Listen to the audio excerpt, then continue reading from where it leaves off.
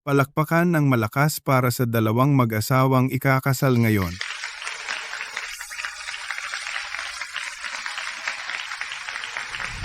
Sandali, ang gusto kong pakasalan ay si Vanessa.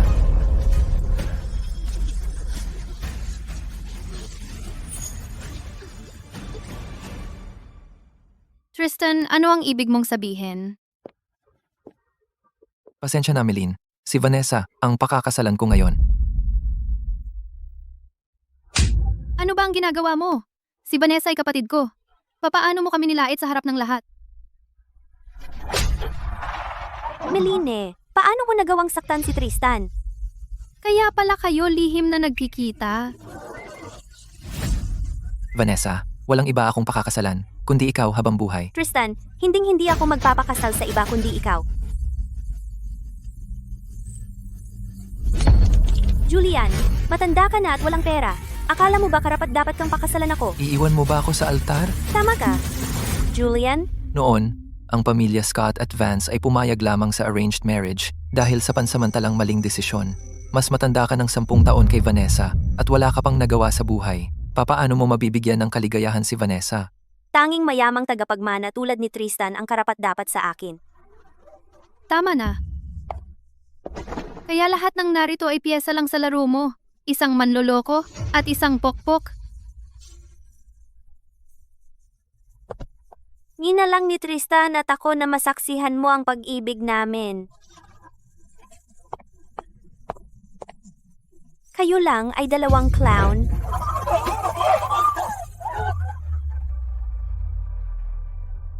Ang mga kabataan ngayon, marunong talaga magsaya. Kansilahin ang kasal sa harap ng maraming tao. Talagang pinalabas silang clown ng dalawang iyon. Kung ako, hinding-hindi ko na mataas ang ulo. Clown? Hindi maitaas ang ulo? Hindi ko ito tatanggapin. Tristan, Ikaw na dalawang mukhang manloloko. Akala mo ba hindi ako mabubuhay kung wala ka? Kung saan banda ang dati, andiyan ang bago. Mahal na mga panauhin. Saksi kayo sa tunay kong pag-ibig.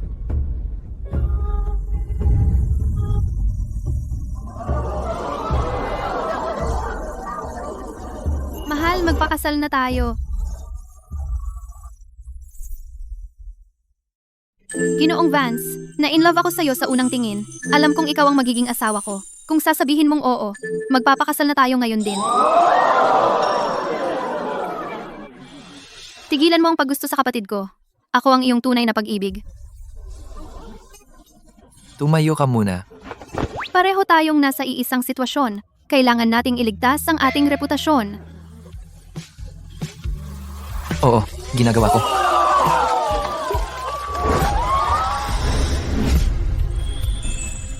Oh, pakiramdam ko bagay na bagay sila. Kaya sila ang mga clown ngayon.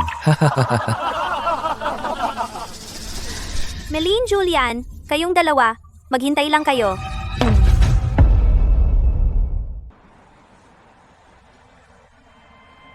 Kukunin ko ang kotse. Hintayin mo ako dito.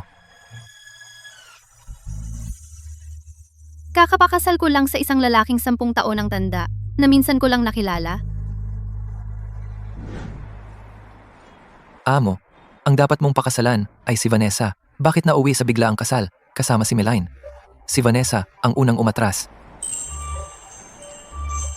Siya ang aking soulmate. Si Vanessa ay mayabang at mababaw. Akala niya matanda ka at mahirap, ngunit hindi niya alam na ikaw ang pinuno ng mga Vance, mas mayaman kaysa kanino man.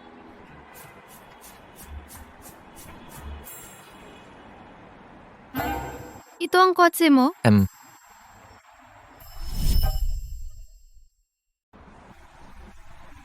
Wala akong alam tungkol sa mga kotse.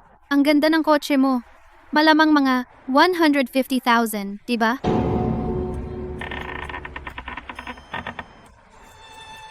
Paano makakabili ng Rolls-Royce ang 150,000 na nagkakahalaga ng mahigit $1,000,000? Sasagutin ko itong tawag. Hindi ko inaasahan na ang isang kotse na ganito kalaki ay mabibili ng ilingang 5, ata na 100, ata mang 5. Bibili rin ako ng ganyan mamaya. Mr. Vance, narinig ko nasa Riverton ka pa. May kontrata na kailangan ng pirma mo. Pupunta ako sa loob ng 10 minuto para asikasuhin iyon. Pagkatapos, aalis na ako sa kumpanya. Minamaliit ni Vanessa siya dahil matanda at mahirap. Ngayon, nasibak na siya sa kumpanya. Nasa gitna ng edad, walang trabaho. Ano na ang gagawin niya sa buhay niya? Pasensya na, tawag ito mula sa opisina. Anong ibig sabihin ng tingin na yan? Walang trabaho? Walang problema. Oo, mas matanda ka at hindi mayaman. Pero nandito ako. Hindi ka magugutom. Ano? Walang trabaho? Eto, kunin mo itong card. Ang PIN ay 6 na 8. May ipon ako doon. Isipin mo na ito ay aking dote para sa iyo. Hindi ba ako dapat ang magbigay sa iyo niyan? Sabihin nating pakakasalan kita. Maaari kang maging may bahay mula ngayon at magluto ng pagkain ko. Makakakuha ako ng promotion at raise sa lalong madaling panahon. Kaya manatili ka sa akin at sisiguraduhin kong mabubuhay kang parang hari. Kaya gusto mo akong sustentuhan? Kasal tayo. Paano iyon itinatago? Kahit na house husband ka, makukuha mo ang buo kong respeto. Tanggapin mo na lang. So ikaw ang naghahanap buhay. At ikaw ang namamahala sa bahay. Sabihin mo kung kailangan mo pa para sa bahay. Dahil kasal tayo, syempre dapat tayong tumira ng magkasama. Ito ang Skyline Villa. Nawalan ka ng trabaho, kaya hindi mo kayang magbayad ng renta. Umupa ako ng lugar malapit sa opisina ko. Mag-exchange tayo ng WeChat. Isend ko sa iyo ang address at door code. Siya. Kailangan kong pumunta sa bahay ng mga magulang ko. Ikaw na ang bahala sa paglipat ng gamit. Aalis na ako ngayon.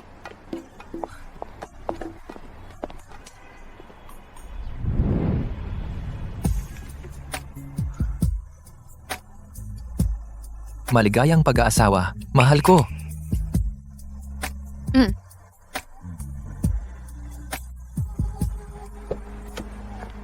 Mr. Vance, ang makapangyarihang CEO, talaga bang titira ka sa rentahan? Halika na. Ang bobobo niya. Hindi niya kilala ang Rolls-Royce Phantom o ang susi ng Regal Villa. Tumahimik ka at magmaneho. Tara, lipat na tayo. Sa tingin ko dapat maghanap ako ng tamang oras para sabihin sa kanya, hindi talaga ako mahirap. Ma'am, iniwan ako ni Meline sa altar, kaya naging katatawanan kami ni Tristan. Kailangan ninyo ako ipagtanggol ni Daddy. Sweetie, aayusin namin ni Daddy ito para sa iyo. Mom, Dad, nandito na ako. B, start. Sa wakas nakauwi ka na, ha? Tatay, ako. Lumuhod ka. Ano bang kasalanan ko? Papasok pa lang ako? Papaluhod mo na ako? Sa handaan ng kasal, pinahiya mo ang pamilya natin at naglakas loob ka pang magtanong kung ano ang kasalanan mo? Nanay, tatay, naantala kayo at hindi nakaabot sa kasal, kaya hindi nyo alam na sila ni Tristan ay nagkabuhol na. Iyan ay purong kalokohan. Si Vanessa ay anak namin. Hindi ba namin alam ang kanyang ugali? Nanay, tatay, mula pagkabata, siya lagi ang pinapaboran nyo. Pero anak din naman ako. Bakit hindi nyo ako pagkatiwalaan kahit isang beses lang? Kinuha ka lang namin mula sa labas bilang isang sangla para ilayo sa kapahamakan si Vanessa. Hindi namin pinapaboran ang sarili naming anak, kaya papaboran ka ba namin? Ano ang sinabi mo? Isang kalasag? Kaya hindi pala ako tunay na anak nyo. Hindi namin sinabi sa iyo dati para sa ikabubuti mo. Ngunit ngayon naglakas loob kang mang-api sa sinta ko. Kaya hindi na kailangang itago pa. Kaya naman pala, sa lahat ng ito, bawat pagkakamali ni Vanessa ay napupunta sa akin. Kapag nasaktan siya, kinukuha ang plasma ko. Kapag nagkasakit siya, ina-transplant ang bone marrow ko. At pinagawa mo pa akong isuko ang pwesto ko sa magandang paaralan para sa kanya. Ginamit lang ninyo ako bilang kasangkapan para ihanda ang kanyang daan. Wala kang dugong kaugnay sa amin. Pinalaki ka namin, at iyon ay sobra na. At naghihinanakit ka pa? Bawat sentimo na kinita ko pagkatapos kong huminto sa pag-aaral, halos lahat ay napunta sa pagsuporta sa pamilyang ito. Binayaran ko ang lahat ng gastos nyo at ang villa na ito. At nagre-renta pa rin ako. Bakit hindi ako dapat maghinanakit? Utang mo sa amin. Nagpakahirap ako para sa pamilyang ito sa loob ng maraming taon. Ibilang na iyong bayad sa pagpapalaki ninyo sa akin. Mula ngayon, ako, si Meline, ay pumutal na ng ugnayan sa pamilya Scott. Walang utang, walang koneksyon.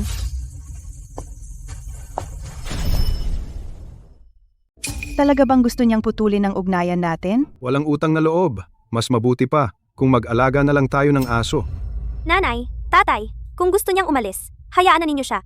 Tingnan natin, pagkatapos umalis sa pamilya Scott, kung sino ang kanyang maaasahan. Pero kung hahayaan lang natin siyang umalis ng ganyan, Sino ang hihingan natin ng pambayad sa gastusin? Naku, nanay, nandito pa naman ako. Si Tristan ang tagapagmana ng pamilya Hayes, ang magiging tagapagmana ng Hayes Group. Kapag napakasalan ko siya, mas gaganda pa ang buhay ng ating pamilya. Kung pananatilihin natin si Meline, hindi ba tayo sasamantalahan niya? May punto si Vanessa. Sinabi ng manghuhula noon, si Meline ay may sumpang kapalaran at maaaring maging kalasag ni Vanessa. Pero pagkatapos ng 20 taong gulang, kung mananatili siya sa bahay, magdadala siya ng malas sa atin. Kaya kailangan natin siyang palayasin agad. Meline, talaga bang aalis ka? Ngayong napakasalan mo na iyang kaawa-awang matandang si Julian? At iniwan ang pamilya Scott, natatakot ako na mapunta kayo sa lansangan. Paano kung ganito? Lumuhod ka, humingi ka ng tawad kina nanay at tatay. Baka may puwang pa para manatili ka. Tigilan mo na. Pagkatapos umalis sa pamilya Scott, lalong gaganda ang buhay ko. Ganyan ka katigas ha? Dahil gusto mong umalis sa pamilyang ito, ibalik mo ang lahat ng pag-aari natin. Ang mga pangunahing pangangailangan ng pamilyang ito, kasama na ang suot mo ngayon, ako ang nagbabayad ng lahat. Ibalik mo ang gamit mo ha? Kahit na ako'y inuwi ninyo, Parang ako ang nagpapakain sa inyo. Ikaw, napakawalang utang na loob mo. kung talagang wala akong utang na loob, noong nalaman ko na kalasag lang ako para kay Vanessa, sinunog ko na sana itong lugar. Walang galang. Ang sampal na ito ay lubusang sumisira sa ating katawa-tawang samahan sa mga nakaraang taon. Kaya hindi ako lalaban. Meline, kahit na makipaghiwalay ka, hindi mo kailangang maging ganyan ka walang respeto sa kanila. Ang damit na suot mo, Ay personal na pinili ng aking mga magulang. Tama, ako ang nagbayad ng damit na ito. Hubad mo. Sige, ibabalik ko na sa inyo ngayon. Mama! Papa! Ang dami kong alahas sa dressing table ko. Baka si Meline ang kumuha? Ano? Grabe naman yan. Bilisan, pigilan siya. Meline, tumigil ka diyan. Meline, tumigil ka dyan. Iwan mo ang mga gamit ng pamilya Scott. Ano bang ginagawa mo? Hindi ko kinuha ang mga gamit ng pamilya Scott. Oh? E di buksan mo ang maleta mo at titingnan namin. Kalimutan na. Kung kinuha niya, ibigay na sa kanya. Papa, mga gamit yan ng pamilya natin. Hindi namin pwedeng ibigay sa labas. Eksakto. Bakit namin ibibigay ang mga gamit namin sa iba? Bilisan mo at buksan ang maleta mo. Huwag kang lumayo! Mama! Ang kapal ng mukha mo! Tinulak mo si Mama! Papa! Turuan mo siya ng leksyon. Ang kapal ng mukha mo, sinaktan mo ang sarili mong ina, papatayin kita, walang utang na loob ka. Eh,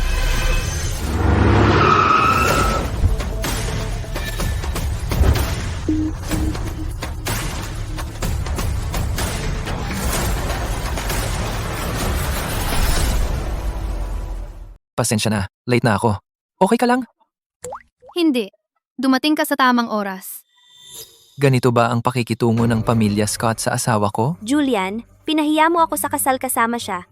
At naglakas loob ka pang magpadala ng mga tao sa bahay ko?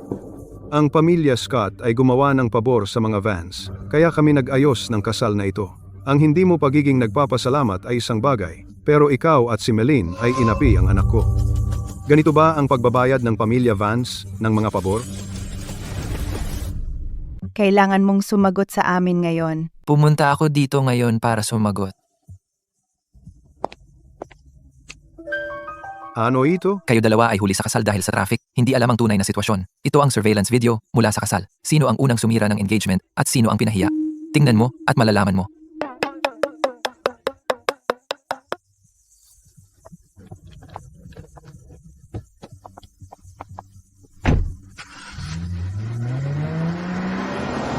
Ito lahat ay Rolls-Royce Phantoms na nagkakahalaga ng milyon-milyon. Paano kayang bilhin ng isang mahirap na talunan tulad ni Julian iyon? Milyon-milyon? Hindi ba sinabi mo na mahirap si Julian?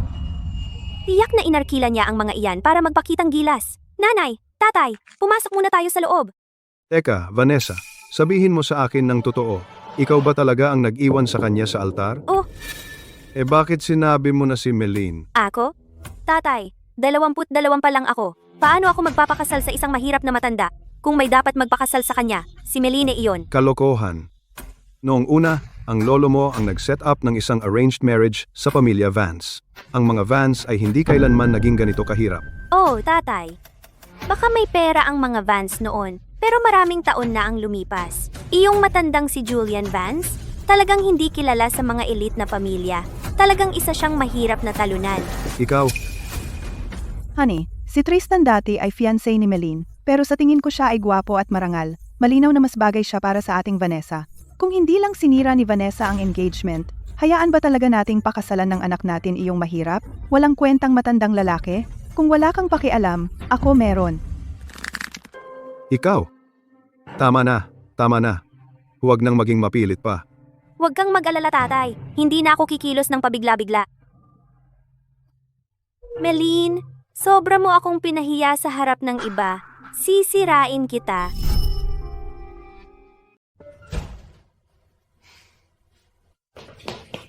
Julian, salamat. Alam na inaasar nila ako. Umuupa ka ng mga sasakyan at artista para suportahan ako.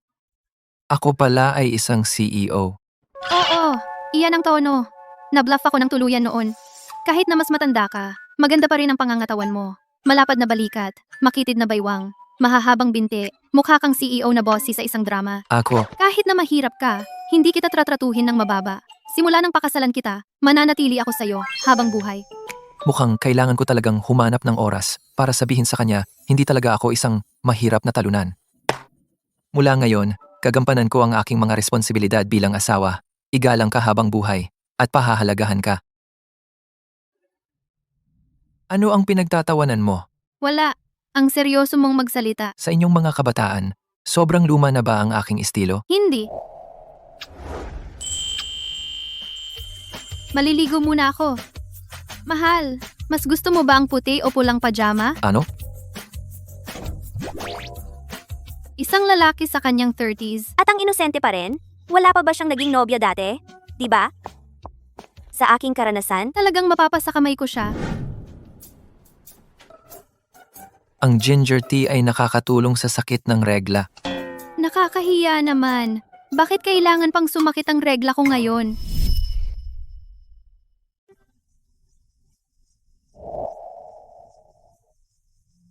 Bakit ang aga mo gumising? Para gawin ang almusal mo, ano ang gusto mo? Dumpling na hipon, siopaw na pinirito, crepe na maalat, at sandwich na may karne. Pero sobrang abala. Paano kung lugaw na lang? Balik ka na sa pagtulog. Tatawagin kita kapag handa na. Ang galing ng asawa kong maalaga. Mr. Vance, gaya ng utos mo, ito lahat ay bagong gawa ng chef na may bituin ng Michelin. Ilalapag ko sila. Maliit ang bahay. Bilisan mo at umalis na kasama sila. Huwag mong gisingin si Madam.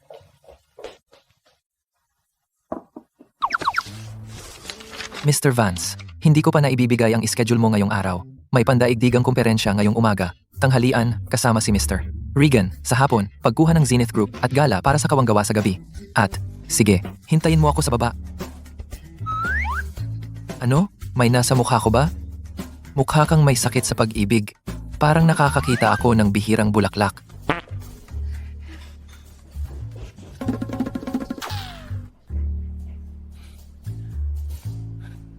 Anong yon?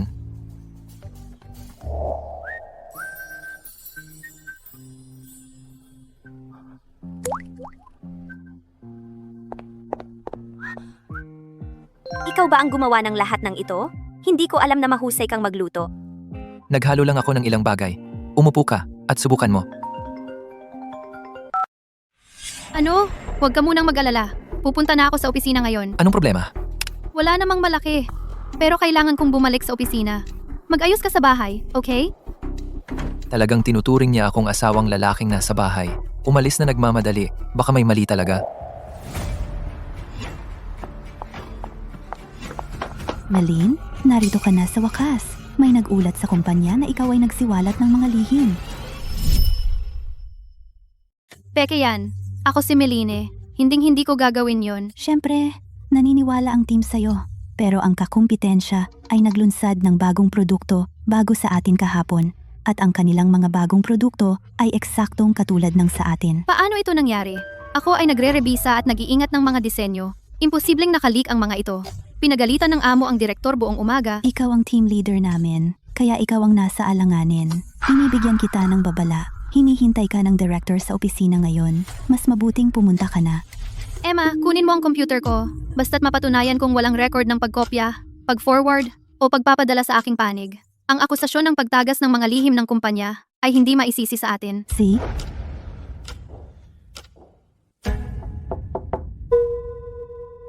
Ginoo, gusto niyo akong makita? May nag-ulat sa iyo nang hindi nagpapakilala dahil sa pagkalat ng lihim ng kumpanya. Ang bagong produkto na inilunsad ni Rosalie ngayong ay eksaktong kapareho ng disenyo ng inyong team. Meline, may utang ka sa akin na paliwanag para dito. Direktor, 3 taon na ako dito. Alam kong pinagkatiwalaan mo ako sa mahahalagang trabaho at sa aking integridad. Hindi ako tatawid sa linya sa industriyang ito. Masisiguro ko sa iyo, talagang hindi ko ikinalat ang anumang sikreto ng kumpanya kay Rosalie. Meline, hindi ako galit sa iyo. Matagal ka na rito, kaya dapat alam mo na kapag nakumpirma ang lihim na pagkalat, malaki ang magiging epekto. Hindi lang ikaw, madadamay ang buong departamento natin. Direktor, may ebidensya ako para patunayan ang aking inosensya. Ang computer ng kumpanya ay may DLP software at encryption system na makapagpapatunay na hindi ko ikinalat ang anumang sikreto ng kumpanya. Bakit may record ng pagkopya sa USB? Ito ba ang ebidensya mo? Sino pa ba ang maaaring kumopya ng mga design file na iyon kundi ikaw? Kailangan mong sagutin ito. Ang pagkalat ng design ay kasalanan ko. Para sa mga pagkalugi ng kumpanya, ako ang mananagot lahat, pero huwag mong idamay ang mga kasamahan ko. Para mabawasan ang epekto, kailangan mong mag-resign agad. Dahil sa pagkalat ng trade secrets, ang punong tanggapan ay tiyak na magpapa-blacklist sa iyo sa industriya. Mag-resign agad? Blacklist? Direktor, sinisira mo talaga ang kinabukasan niya. Hindi ganoon kadaling sirain ang kinabukasan ko. Si Tristan lang, at ako ang nakakaalam ng password ng computer. Kaya ba siya?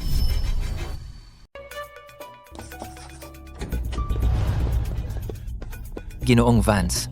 Anong problema? Ginoong Vance, inutusan mo akong magtalaga ng isang tao para protektahan si Ma'am. May tumawag lang sa akin na sinabing pinalayas si Ma'am sa kumpanya. Anong nangyari? Sabi nila nag-leak siya ng mga sekreto ng kumpanya. Kahapon, ang mga produkto sa launch event ng kompetensya ni Ma'am, si Rosalie, ay eksaktong kapareho ng ilalabas ng kanyang kumpanya. At ngayon maraming mamamahayag ang sasalakay sa kanya. Kanselahin ang aking schedule ng hapon. Ihanda ang kotse. Opo.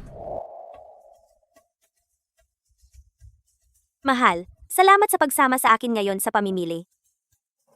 Natural lang na ang isang lalaking kasintahan ay sumama sa kanyang babaeng kasintahan sa pamimili. Tristan, Meline, namimili ka rin ba?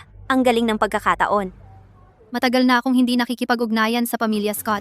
Hindi ako ang kapatid mo. Nandito ako para makita si Tristan. Meline, si Vanessa lang ang nasa puso ko. Ang desperado mong panunukso ay nakakaawa. Tigilan mo na yan. Noon, bulag ako nang mahulog ang loob ko sa'yo. Pero ngayon, bukas na ang aking mga mata. Ikaw, kung hindi mo ako ginugulo, bakit ka nandito? Ang password ng computer ko kasama ang folder ng mga design drafts. Ikaw lang ang sinabihan ko. Sabihin mo sa akin, ikaw ba ang nag-leak ng mga sikreto ng kumpanya ko? Hindi ako fashion designer. Nakawin ang mga sikreto ng kumpanya mo. Ang password mo ay birthday lang ni Mrs. Scott. Hindi lang ako ang nakakaalam nito. Alang din ni Vanessa. Kaya pala wala kang alam sa design, pero nakuha mo ang offer bilang design director ng Rosalie. Sa totoo lang, ninakaw mo ang mga sikreto ko bilang tanda ng katapatan. Vanessa, napakababa ng mga metodo mo. Narito ang nag-leak ng mga sikreto ng kumpanya. Bilisan mo. Anong ginagawa mo? Meline Scott, bilang isang rising star sa industriya, Nasangkot ka sa isang leak ng sikreto ng kumpanya. Ano ang masasabi mo tungkol dito? Narinig ko na ikaw ay isang corporate spy. Totoo ba yan? Hindi ako nag-leak ng anumang sikreto ng kumpanya. At hindi ako corporate spy. Mga tao, pakiusap, huwag ninyong gawing mahirap para kay Meline. Alam niya na nagkamali siya. hindi ba ito si Vanessa Scott, ang direktor ng Rosalie? Narinig ko na hindi lang kayo magkapatid, kundi magkaribal din sa negosyo. Sa pagkakataong ito, nag-leak si Meline Scott ng mga sikreto ng kumpanya. Miss Scott, alam ba ninyo? Hindi ko inakala. Nalalampas si Meline sa hangganan sa industriya natin. Hindi ako ang lumampas. Si Vanessa Scott ang nagnakaw ng mga lihim ng kalakalan. Ano? Miss Scott? Sabi ni Meline na nagnakaw kayo ng lihim ng kalakalan. Totoo ba iyan? Naniniwala ako sa karakter ni Vanessa. Meline, sabi mo si Vanessa ay nagnakaw ng lihim ng kalakalan. Ipakita mo sa amin ang ebidensya. Melin Scott, ipakita mo ang ebidensya. Bilisan mo.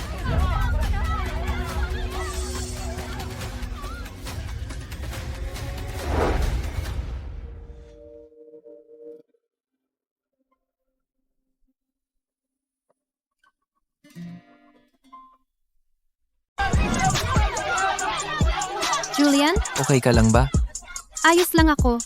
Bakit ka nandito? Julian, anong ginagawa mo rito? Huwag mong sabihin na pumunta ka para humingi ng tawad dahil nag-leak si Melin ng mga sikreto ng kumpanya. Isang matandang hampas lupa. Anong silbi ng paghingi niya ng tawad? Pinagkakatiwalaan mo ba ako? Pinagkakatiwalaan kita. Ako na ang bahala. Hindi ba gusto mo ng ebidensya? Eto na. Bilang taga-disenyo ng bagong koleksyon ni Rosalie, ang gawa na isinumite ni Vanessa kay Rosalie ay sa huli ay na-credit kay Melin. Dapat mong tanungin si Vanessa na ipaliwanag iyon. Paano naging posible na ang bagong disenyo ni Rosalie ay nilagdaan ni Meline? Ninakaw ba talaga ni Vanessa ang mga sikreto ng kumpanya? Julian, paano mo to nakuha, ha? Ang bigat ng konsensya mo, Vanessa.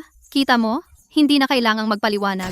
Siya mismo ang umamin. Hindi, ako. Nalantad na ang katotohanan. Hayaan ang lahat dito na humusga kung sino ang tunay na taksil. Tara, uwi na tayo.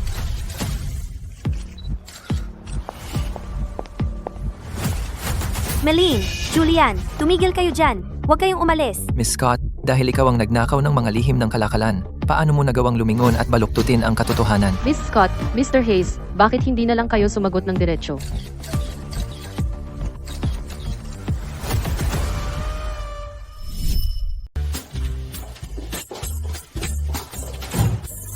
Ay, ang sarap ng comeback scene na yan. Nabuhay ako sa bawat segundo nito. Julian, ikaw ang aking tagapagligtas. Ganyan ka kasaya? Oo naman, kung hindi ka dumating sa tamang oras, sasampahan ako ng kaso ng paglabas ng mga sikreto ng kumpanya, masisira ang karera ko, at baka kailangan mong matulog sa kalye kasama ako. Hindi darating ang araw na iyon. Dahil nandito ako, hindi ka magugutom. Totoo. Isa kang sikat na fashion designer at pagkatapos ngayon, lalong tataas ang iyong kasikatan. Balak mo bang bumalik sa dating kumpanya mo? Pinaalis nila ako ng walang investigasyon, at ang ginawa ng kumpanya ngayon talaga namang ikinadismaya ako. Nalalo akong kumbinsido na walang patutunguhan ang pagtatrabaho para sa isang kapitalista. Mas maganda pa kung magtatayo ako ng sarili kong negosyo. Magandang ideya. Nasasayang ang talento mo sa dessert. Ganyan din ang tingin mo, di ba? May naipon na ako ngayon, kaya balak kong magtayo ng personal studio at gumawa ng sarili kong brand ng damit. Kung ano man ang gusto mong gawin, susportahan kita. Kaya magtatayo ka ng imperyo mo mag-isa? Kung ganun, dekorasyon lang ako bilang asawa mo. Hoy, huwag kang magsalita ng ganyan, Mr. Vance. Ikaw na ngayon ang aking matibay na sandigan.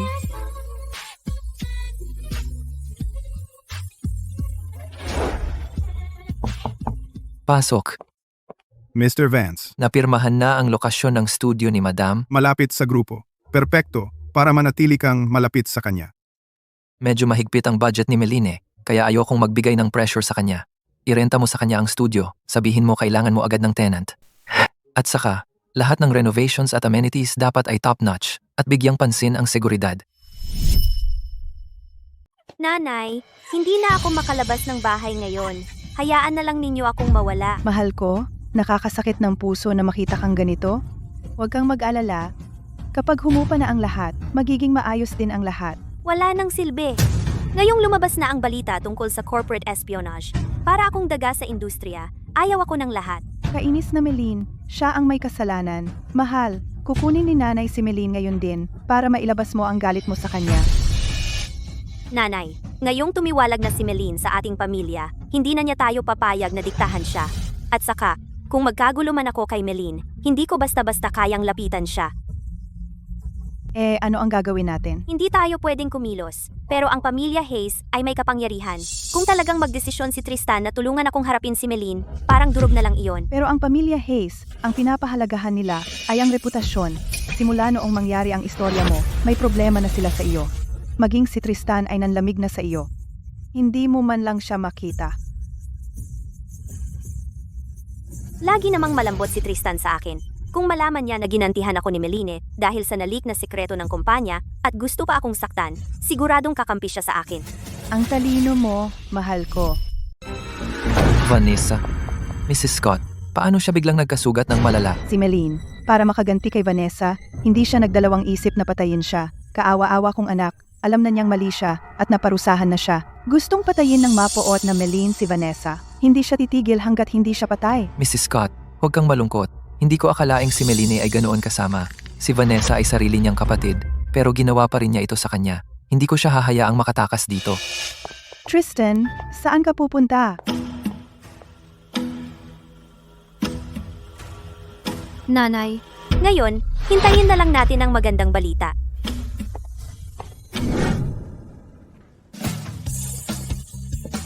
tada! Tingnan mo, ito ang aking studio. Ang unang hakbang ng aking pagiging negosyante. Opisyal na simula ngayon. Mr. Vance, natutuwa akong narito ka para masaksihan ito. Sobrang swerte ko, hindi lang para masaksihan ang iyong unang hakbang, kundi pati na rin ang iyong kinabukasan.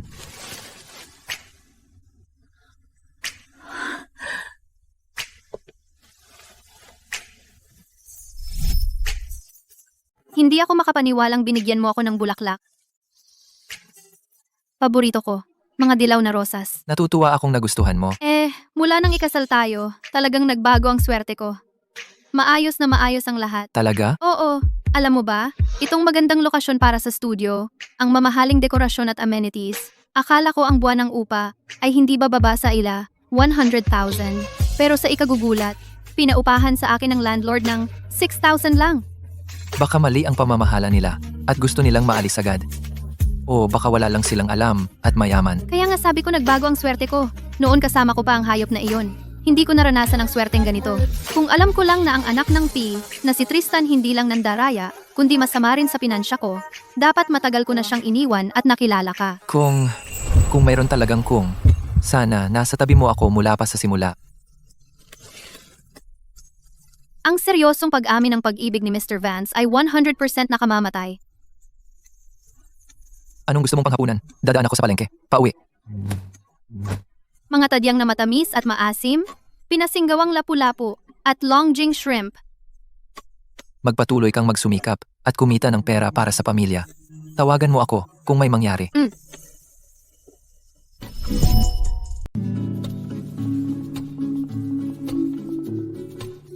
Ang laking studio kailangan ng kasosyo.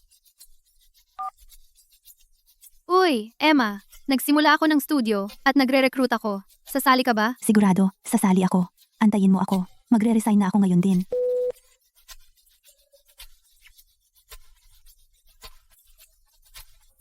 Si Emma, lagi nagmamadali. Pasensya na, hindi pa bukas ang studio namin. Tristan, anong ginagawa mo dito? Meline, paano mo nagawa yon? Tristan, baliw ka ba? Lalaban ka pa? Ikaw ang nagsimula. Bakit hindi ako pwedeng lumaban? Ikaw. Sabihin mo sa akin, bakit mo gustong sirain si Vanessa? Ano bang sinasabi mo? Tanggi ka pa rin, no? Hindi ba ikaw ang nagpa-ospital kay Vanessa? Nasa coma pa rin siya ngayon. Oh my God. Sinaktan siya. Hindi ko man lang dudungisan ang kamay ko. Walang kinalaman sa akin ang pagkakasugat niya. Tigilan mo yang kunwari hindi mo alam. Ipagtatanggol ko si Vanessa ngayon.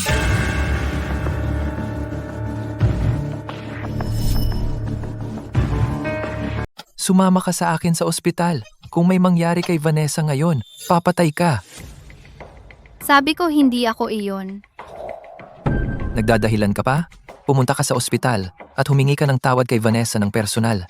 O kaya'y isasara ko ang studio mo sa 100 paraan. Bitawan mo ako. Kaya kong maglakad doon ng mag-isa. Gusto kong makita kung ano ang ginagawa ni Vanessa ngayon. Ginoo Vance, baka hindi ako makauwi para sa hapunan ngayong gabi. Anong problema? Kailangan mo ba akong sumama? Hindi, okay lang. Lumapit sa akin si Tristan, sinasabing sinaktan ko raw ng malubha si Vanessa. Puntahan ko para malaman kung ano ang pakulo niya. I-reschedule ang video conference at saka alamin kung saang ospital si Vanessa. Meline, ipinapakita mo ba ang relasyon mo kay Julian Sa harapan ko? Akala mo ba magseselos ako diyan?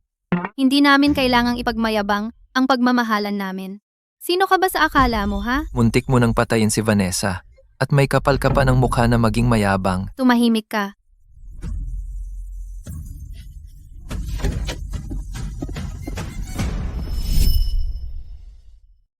Vanessa, gising ka na? Tristan, anong ginagawa mo dito? Vanessa, nagkamali sila sa'yo.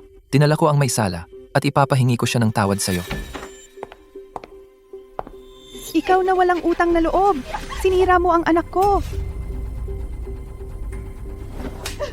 Dahil pinalaki mo ako, hindi kita sisisihin dito. Ikaw. Huwag mong subukan ng pasensya ko.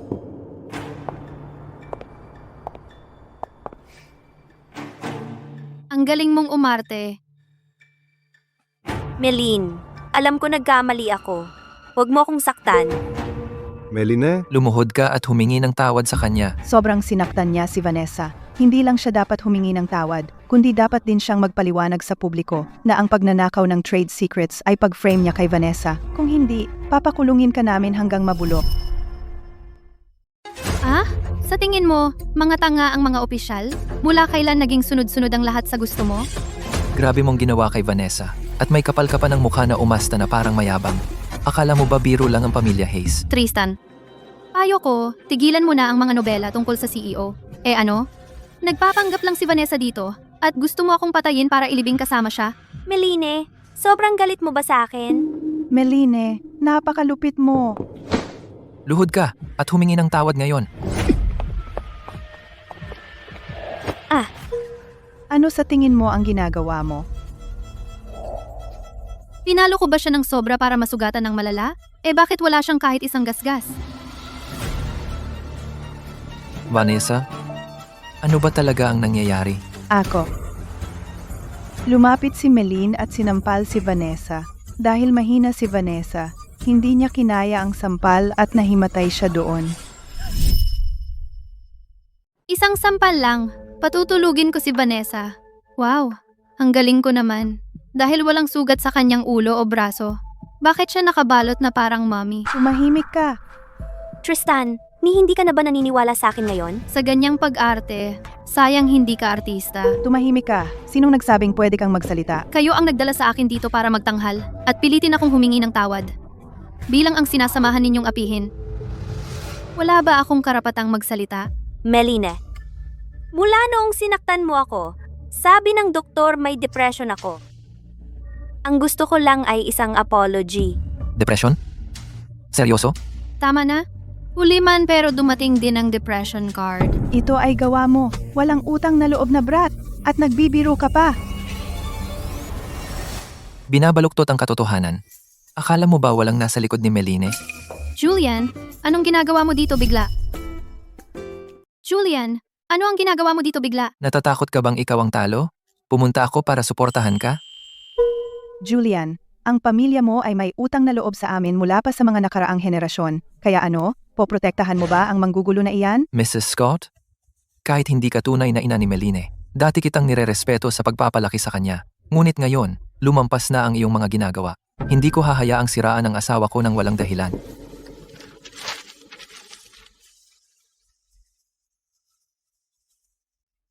Ano ito? Ang mga suhol na ibinigay nila sa doktor. Ang pag-amin ng doktor. Ang tinatawag na pag-atake. Isa lang itong drama na sila ang gumawa. Mahal, ang galing mo. Pagkuha ng lahat ng ebidensya sa napakaikling panahon. Ngayon, ano ang masasabi mo? Totoo lahat? Tristan, huwag kang makinig sa kanyang kalokohan. Ito ay para lang i-frame ako. Ganoon ba? Kaya, mas gusto mong maniwala kay Meline kaysa sa akin? Bakit ako maniniwala sa isang babae na may masamang puso? Alam kong maniniwala ka sa akin. Tara na, natatakot akong masusuka ako kung mananatili pa tayo. Sige, tara na. Gayunpaman, sobrang ngangalit ko. Una, nagnakaw ng mga lihim ng kumpanya. Pagkatapos ay in-frame ako na sinaktan siya. Paano naging ganito kakasungit si Vanessa? Pagkatapos ng lahat ng ginawa niya sa iyo, hindi mo naisip na lumaban? Wala akong dugong kaugnayan sa pamilya Scott, ngunit pinalaki nila ako. Pakakawalan ko na ang lahat ng nauna para lang bayaran ang kanilang kabutihan. Gayunpaman, mula ngayon, tayo ay tatawid sa sarili nating mga tulay at lalakad sa sarili nating landas. Kung maglakas loob pa si Vanessa na galitin ako, hindi ko siya papakawalan ng madali. Lagi akong nasa tabi mo.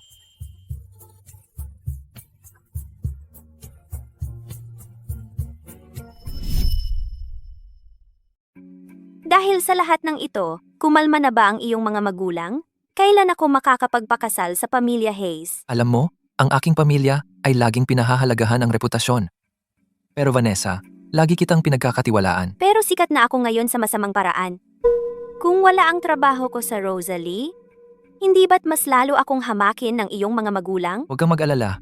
Magse-set up ako ng personal studio para sa iyo. Kapag naging sikat ka, makikita ng aking mga magulang kung gaano ka kahusay at hindi nila pipigilan ang kasal natin. Alam ko na, lagi kang nasa aking panig.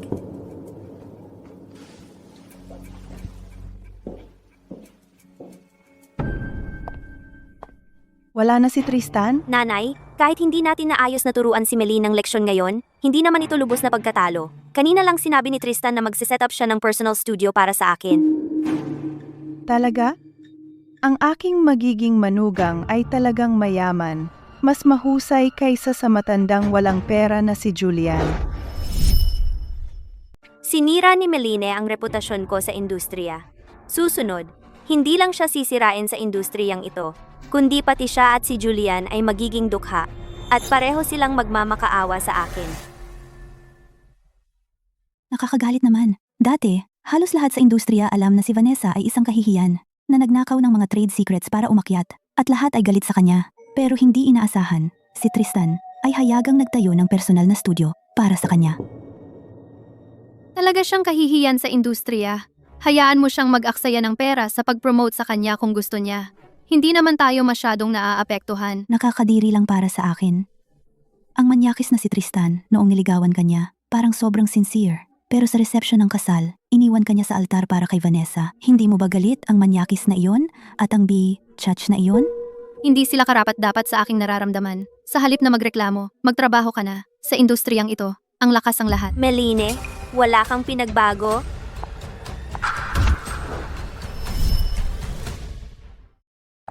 Vanessa, ikay isang kaawa-awang magnanakaw na nagnakaw ng trade secrets para umangat. Paano mo nagawang magpalakad-lakad sa studio namin? Hindi ka welcome dito. Lumabas ka! Isang mababang taga-disenyo, naglakas loob na kausapin ako ng ganyan?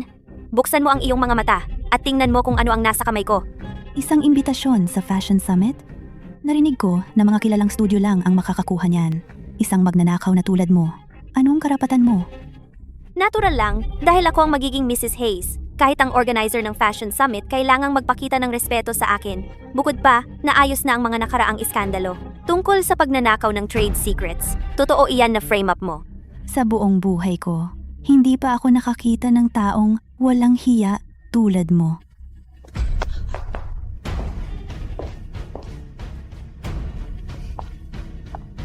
Meline, ang hindi mo makuha, ako, ang magiging Mrs. Hayes, ay madaling makuha.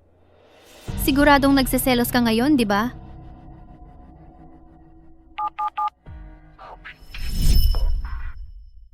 Opisina ng seguridad? May baliw na pumasok sa studio ko, kaya pakiusap pumunta ka at alisin siya. Sa tingin mo, hindi ko alam na nagpapanggap ka lang? Naiinggit ka sa loob? Salamat guys, dalhin niyo itong baliw sa asylum. Hintayin mo lang.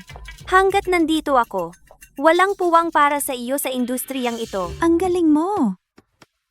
Nagpapakita lang siya. Bakit mo sasayangin ang maraming salita sa kanya? Pera talaga ang nagpapaikot ng mundo. Hindi ako makapaniwala na ang basurang iyon ay nakatanggap ng imbitasyon sa Fashion Summit. At ikaw, bilang isang baguhang designer, Ang studio natin ay wala man lang sa pintuan ng Fashion Summit. sino ang nagsabing wala? Nakahanap ka ng paraan? Alam ko na paparating na ang Fashion Summit. Ang ating Foglight Studio ay maliit lang, ngunit hindi ito kapos sa malikhaing potensyal. Kaya plano kong isumite ang ating mga konsepto ng disenyo bilang mga sketch sa mga organizer ng Fashion Summit. Siguro makakakuha tayo ng entry pass sa ganitong paraan. Chloe, napaka-action mo talaga. Hindi na ako pumili ng mas magandang tao na susundan. Ang Fashion Summit ay sa makalawa. Kailangan kong magmadali at magdisenyo ng ilang bagong piraso. At isumite ang mga ito sa mga organizer bukas. Kung makuha natin ang pag-aproba ng mga organizer, ang summit na ito ay makakatulong sa atin na magkaroon ng visibility. Amo, napakasipag mo. Magtatagumpay ka.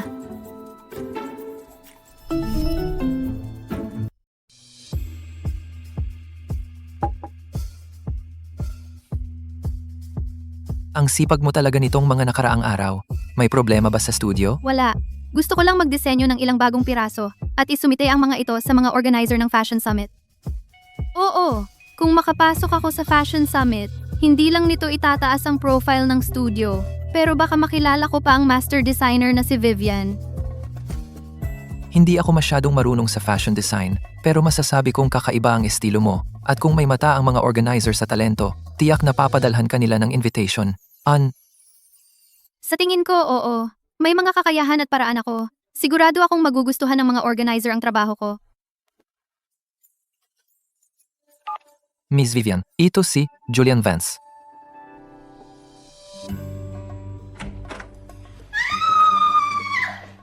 Well, nakuha mo na ba ang invitation? Paano mo nalaman? Kakasend ko lang ng trabaho ko sa organizers kagabi. At sa loob ng 2 minuto, nakuha ko na ang invitation nila. Tinawagan lang ako ni Emma at sinabi sa akin na naihatid na ang invitation sa studio. Sa talento ng aking sinta sa disenyo, talagang inaasahan.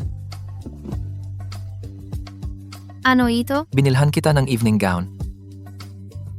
Ang ganda ng damit. Ito ay isang brand na hindi ko pa nakikita dati.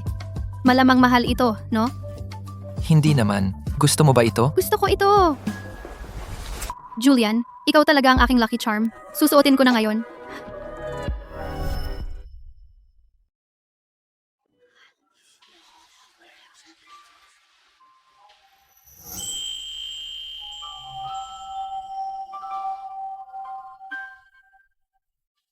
Emma, saan ka? Dinala mo ba ang imbitasyon at ang mga bagong draft ng disenyo? Dinala ko sila, pero na-traffic ako. Sandali lang. Hintayin mo ako. Malapit na ako. Huwag magmadali. Mag-ingat ka sa daan. Ang Fashion Summit na ito ay puno ng mga celebrity. Hindi lang ang master designer na si Vivian ang dumadalo. At sabi nila darating din daw ang misteryosong head ngayong gabi. Tristan, salamat sa pagkuha mo ng imbitasyon para sa akin. Imbitasyon lang yan. Wala yun para sa akin. Ngayon, kinakatawan ko ang pamilya Hayes at gusto ko ring makilala ang misteryosong pinuno ng Vance Group. Meline, anong ginagawa mo dito? Bakit ka nandito? Nandito ako para sa Fashion Summit. Siyempre, Ang maliit mong studio ay wala sa listahan ng imbitasyon para sa summit na ito, di ba? O, pumunta ka ba ngayong gabi para lang magmakaawa sa amin? Napapasukin ka? Ang sobrang pag-iisip ay sakit. Iminumungkahi kung pumunta ka sa ospital para magpa-check up. Ikaw, hindi ka man lang nagmamakaawa sa akin para papasukin ka. Kaya sa tingin mo, makakapasok ka mag-isa. Ano pa? Ang summit ba na ito ay hino-host ng inyong pamilya Hayes? ang lahat ng nasa loob ay ang mga elite ng Shangjing. Ang evening gown mo ay halatang peke at mura, hindi maitago ang baho. Anong ginagawa ng isang tulad mo doon? Managinip ka na lang? Ginoo, mukhang nasa unahan si Ginang. Maghintay ka ng 2 minuto. Hindi ako makaalis ngayon. Tingnan mo kung may kailangan si ma'am. At saka, kontakin ang organizer, si Mr. Brooks, at sabihin mong alagaan niya si ma'am ngayong gabi. Ako na bahala. Siya? Dahil sabi mo pupunta ka rito para sa banquet, nasaan ang imbitasyon mo? Darating pa lang. Darating pa. Sa tingin ko wala ka talaga, di ba? Bakit ko kailangang magpaliwanag sa'yo? Meline, kahit na ikaw ay adopted daughter lang ng pamilya Scott, disente pa rin ang katayuan mo. At ngayon ay pinakasalan mo ang matandang sira-sirang Julian. Namumuhay ng napakasakit, siguradong pinagsisisihan mo, diba? Pinagsisisihan ang puwet ko. Ang buhay ko ngayon ay kasing tamis ng pulot. Hindi ko alam kung gaano ako kasaya kaysa noong kasama ko ang isang basura tulad mo. Ikaw!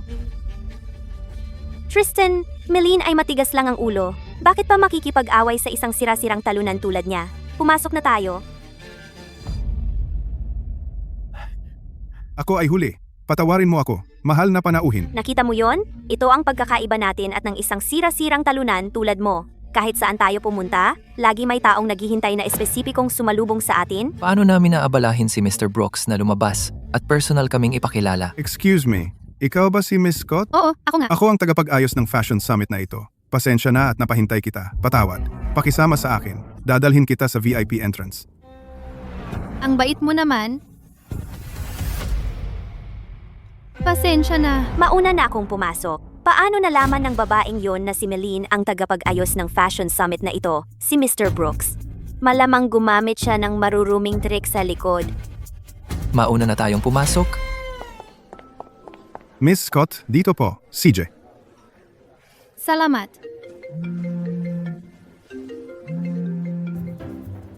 Excuse me, kailangan kong sumagot ng tawag. Pakiusap. Si. Ako ay personal na inimbitahan ng tagapag-ayos ng Fashion Summit na dumalo sa banquet. Sikat na ba ang Foglight Studio natin? Bakit wala pa si Emma? Mukhang maganda ang mga cake na ito.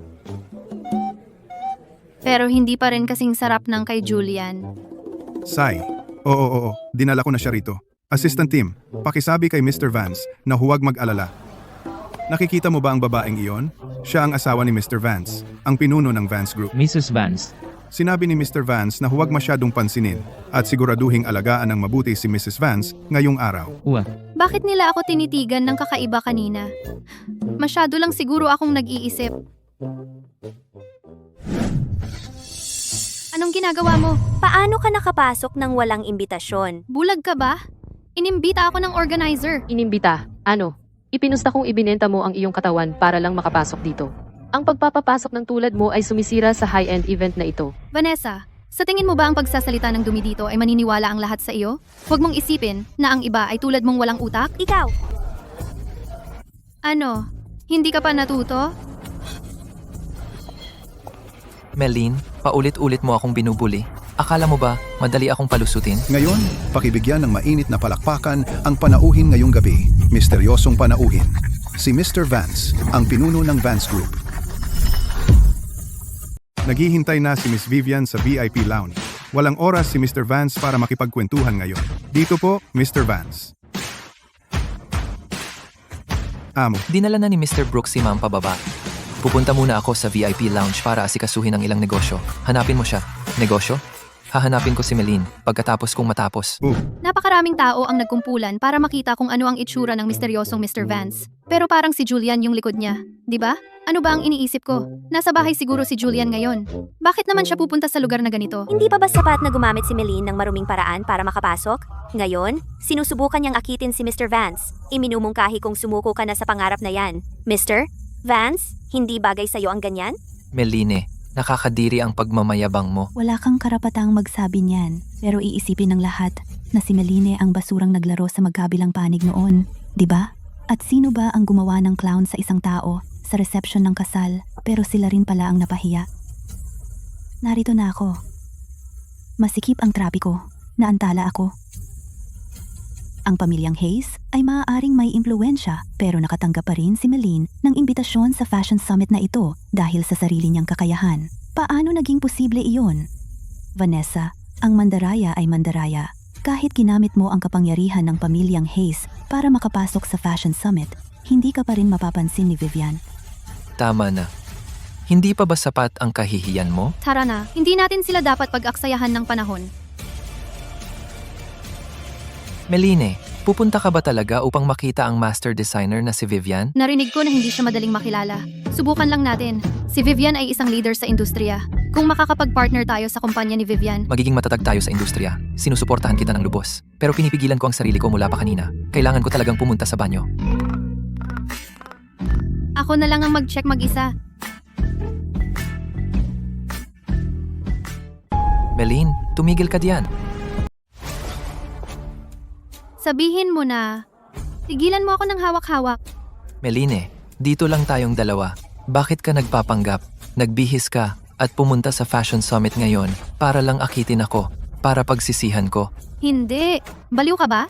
Hey pa, talaga bang gagawin mo para lang mapadali ang collaboration ng studio mo at si Vivian? Kusang ibigay ang $100 milyong mula sa Vance Group kay Vivian? Si Meline ay isang napakatalentadong designer.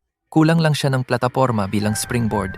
At ang elegance design ni Vivian, ang nangunguna sa industriya ng fashion design, nagpapakilala lang ako sa kanya. Ang pagbibigay ng $100 milyong Nagpapakilala? Hepe, pinadali mo ang daan patungo sa kasikatan para sa asawa mo. Hindi ka ba natatakot na tumutol ang board of directors? Dahil kaya kong bigyan si Vivian ng $100 milyong, sigurado akong kikita ako ng bilyon-bilyong dolyar para sa grupo. Si Melina ang asawa ko at siya ang kinabukasan ko. Ang halaga niya sa akin ay hindi masusukat ng pera. Masyado lang akong mababaw. Nasaan ang asawa ko? Nasa unahan lang, pwede ka nang pumunta. Bakit nandito si Julian Vance? At nakaayos na parang Ginoo, malamang pumasok siya ng palihim. Melin, hindi ka ba kanina mayabang? Ngayon ipapahiya kita dahil sa walang kwenta mong asawa? Aminin mo, sa reception ng kasal, pinakasalan mo si Julian Vance dahil lang sa galit. Sa totoo, hindi mo ako makalimutan. Kung hindi, bakit mo unang binugbog si Vanessa? At pagkatapos, pumunta rito para hanapin ako. Tristan, sa tingin ko talaga bagay kayo ni Vanessa. Sana kayo talaga ang para sa isa't isa. At tumigil ka ng maging panganib sa iba, okay? Bitawan mo ako. Melin, hanggang kailan ka magmamataas? Sige, maaari kitang pangakuan. Basta't mag-aasta ka ng maayos mula ngayon, pagkatapos kong pakasalan si Vanessa, maaari kitang panatilihing kabit. Ginoong Hayes, bakit mo akalaing magkakagusto ang asawa ko sa'yo? Julian, anong ginagawa mo dito? At ang forma mo, nagkatrabaho ka ba o ano? Pumunta ako dito para pag-usapan ng partnership. Hindi ko akalaing nasa fashion summit ka. Ayos, pwede tayong umuwi ng sabay pagkatapos. Oy, sino ka ba sa tingin mo? Anong klaseng lugar ito? Matanda ka, mahirap, at walang angkan. Paano ka nakarating dito para makipag-usap sa negosyo? Nakaayos ka na parang Ginoo. Malamang pumasok ka ng lihim para magnakaw. Pwede kang maging narcissistic. Pwede kang maging walang utak. Pero huwag kang kumagat na parang asong ulol. Dati ikaw ang pinaka-nagmamalasakit sa akin. At ngayon, sinisigawan mo ako dahil kay Julian. Sinabi mo mismo, nakaraan na iyon. Sino ba ang hindi nakatagpo ng mga scumbag noong bulag pa sila? Tara na! Ninakaw niya ang Rolex ni Mr. Brooks. Vanessa, anong kalokohan ang sinasabi mo? Ang lalaking ito ay walang imbitasyon. Nakita ko siyang pumasok ng palihim na kahina-hinala. Ang ninakaw na Rolex ni Mr. Brooks ay nasa kanya. Saliksikin siya, bilis.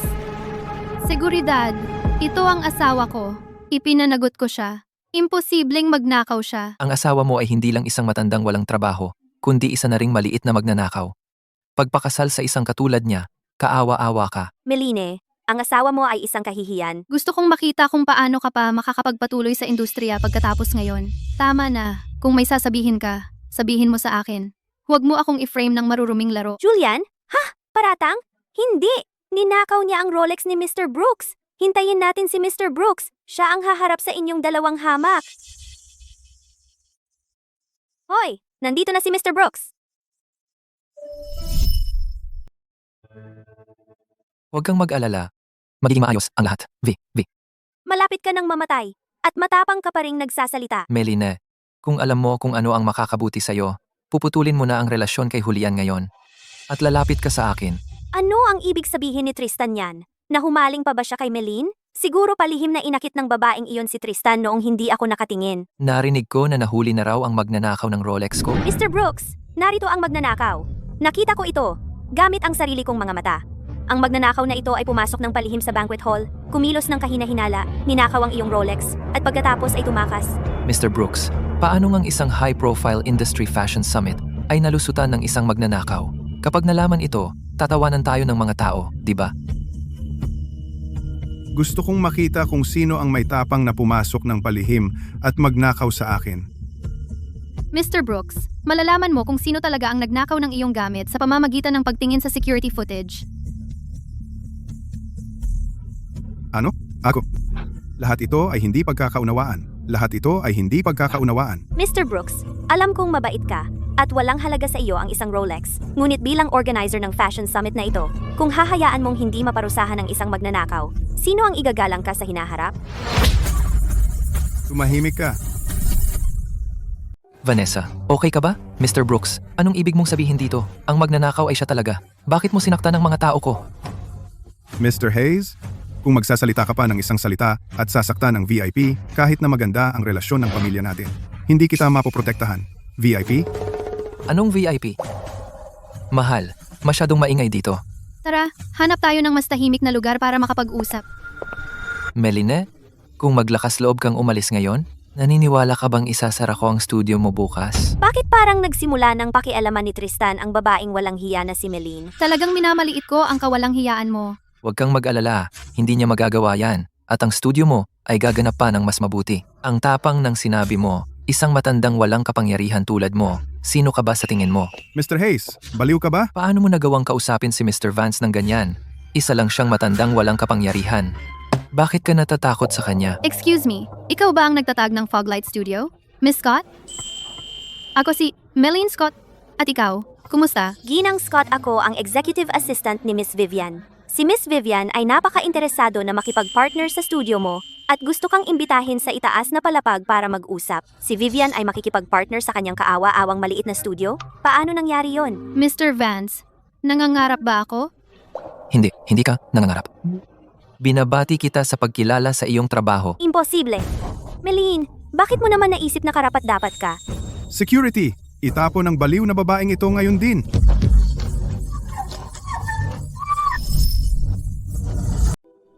Nay, wala kang ideya kung ano ang nangyari ngayon sa Fashion Summit sa harap ng maraming tao. Nakakahiya talaga. Hindi ko ito papabayaan. Pero anak, simula nang putulin ni Meline ang ugnayan natin, hindi na siya gaanong madaling utu-utuin tulad ng dati. Wala na tayong magagawa sa kanya ngayon. Kung hindi ko siya mahawakan, hindi ba ko pwedeng habulin si Julian? Sisirain ko na ang matandang yan. Tawagan mo si Tristan para sa akin mamayang gabi. Gagawa ako ng paborito mong sweet and sour ribs at braised beef tendons. Salamat, mahal. Tapusin ko lang ang collaboration at uuwi na ako. Ang pinakamabilis na paraan para sirain ang isang lalaki ay gawing makita ng lahat na siya ay isang baliw na pervert. Meline, hindi lang si Julian ang sisirain ko, kundi ilalayo rin kita sa kanya. Sino ang mga taong yan? Bakit sila sobrang polite kay Julian sa matandang yan? Mr. Vance, ito ang mga kontrata na kailangan ninyong pirmahan ngayon. Sige, ang mga dokumento ng koordinasyon para sa pangkalahatang pagpupulong ng mga shareholder bukas ay kailangan ng inyong final approval. Ipadala na lang sa email ko. Titingnan ko habang nagluluto ng hapunan. Doble ang bilis ng amo simula ng mag-asawa. Konting usap, mas maraming trabaho. Opo, Ginoo. Kakaiba. Narinig ko ba ang mga taong yan na tinatawag si Julian na Mr. Vance? Baka nagkamali lang ako ng dinig. Ang hirap ng buhay niya. Paano siya magiging CEO? Saklolo. Saklolo, iligtas mo ako! Pakawalan mo siya. Hindi, may sumusunod sa akin. Natatakot ako. Mahawakan mo ba ako? Ma'am Scott, may asawa na ako. Pakiusap, respeto naman. Chloe, anong ginagawa mo dito? Nakatira ako dito. Hindi ba ako ang dapat magtanong yan? Narinig ko kay Mrs. Scott na si Vanessa ay nalulumbay kamakailan. Lumabas siya ng gabi. Nag-aalala ako na baka hindi siya ligtas. Kaya pumunta ako para hanapin siya. Oh, umalis ka. Hadlang ka. Kahit na naghiwalay tayo ng hindi maganda, hindi naman kailangang malamig ang tingin mo sa akin tuwing magkita tayo. Mula nang iwan mo ako sa altar sa kasalan at nag-propose kay Vanessa, dapat alam mo na hindi na tayo dapat magkita. Ikaw, Ginoong Vance, Tristan, tulungan mo ako! Sinubukan akong saktan ni Julian. ano? Halimaw ka. Tigilan mo iyan? Magpa-check ka ng mata. Meline, hindi kayo pwedeng magmalakas ng ganyan. nagmamalakas ba kami? Hindi ba ikaw ang unang nanira? Hindi ako nanira ng kahit sino. Naglalakad lang ako nang si Julian walang tao sa paligid at sinaktan ako. Chloe, naniniwala ka ba sa akin? Siyempre. Ang mga damit ko ay pinunit mo lahat. Ano? Ginawa mo? At ayaw mong aminin. Tama na. Tigilan mo na ang pag-arte na biktima ka. Hindi makita ni Tristan ang pag-arte mo. Pero sa tingin mo hindi ko kaya? Meline, si Vanessa ay kapatid mo? Ganito ka ba tumulong kay Julian na mang-api kay Vanessa? Alam na alam ko kung anong klaseng tao si Julian. At alam ko ang mga maruruming laro ni Vanessa. Ikaw lang ang bulag na maniniwala dyan. Meline, hindi mo dapat husgahan ng tao sa itsura. Sisiraan ko ba ang sarili ko para lang gawin ito? Siya, si Julian ay isang baluktot na matandang lalaki. Ha? Meline, sinasang-ayunan mo pala ang matandang si Julian laban kay Vanessa at sinaktan siya. Kung maglakas loob ka pang manira kay Julian, sasaktan din kita. Mahal, ang lakas ng sigaw mo. Uwi na tayo. Ito ay nakakagalit. Vanessa, tawagan natin ng pulis ngayon din at siguraduhing mabulok siya sa kulungan. Sandali, hindi naman talaga nagtagumpay si Tristan. Kahit tumawag tayo ng pulis, wala silang magagawa sa kanya. Kalimutan na natin ito sa pagkakataong ito. Paano natin ito papabayaan? Ang ganyang tao ay dapat parusahan ng matindi. Tristan, kung ito ay mai-report sa istasyon ng pulis, masisira ang reputasyon ko. Kalimutan na, ayoko nang husgahan pa. Siya, kahit ano sabihin mo. Tawagan ng pulis? Bakit pa ulit-ulit akong pinapahiya ni Meline? Ang gusto ko ay mawala siya magpakailanman. Sa tingin ko, hindi ganoon kasimple ang nangyari ngayong gabi. Hindi lang gusto ni Vanessa na sirain ang reputasyon mo, kundi gusto rin niyang magdulot ng hidwaan sa pagitan natin. At nakipag-ugnayan siya kay Tristan nang maaga para gamitin siya laban sa'yo. Buti na lang, hindi siya nagtagumpay. Ganoon ba? Ginoong Vance, kahit na mas matanda ka sa akin, sobrang naive mo pa rin at hindi mo maintindihan kung gaano kasama ang ibang tao. Buti na lang mayroon akong ikaw na nagpoprotekta sa akin. Tama, swerte mo at napangasawa mo ako. Umalis ka ng maaga at magkita tayo bukas.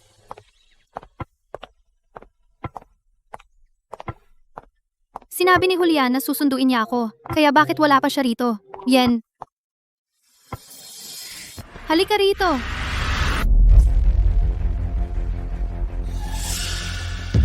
Meline.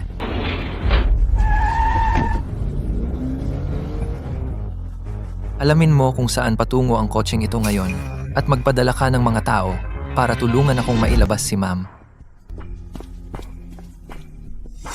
Isang kidnapping. Baliw ba si Vanessa? Pumunta agad sa bahay ng pamilya Scott.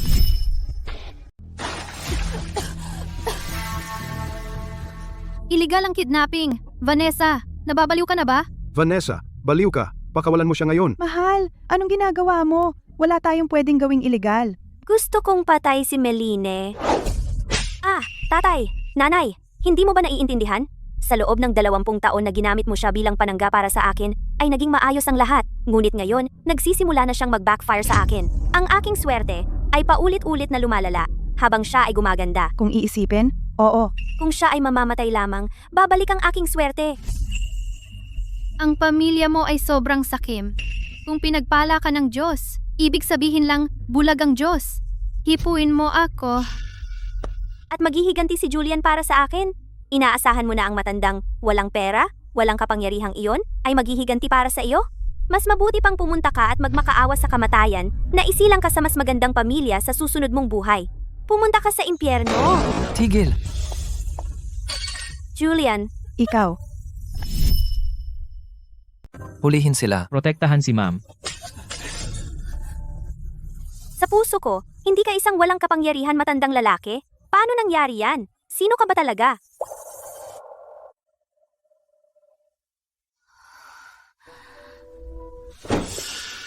Ito. Julian, ikaw.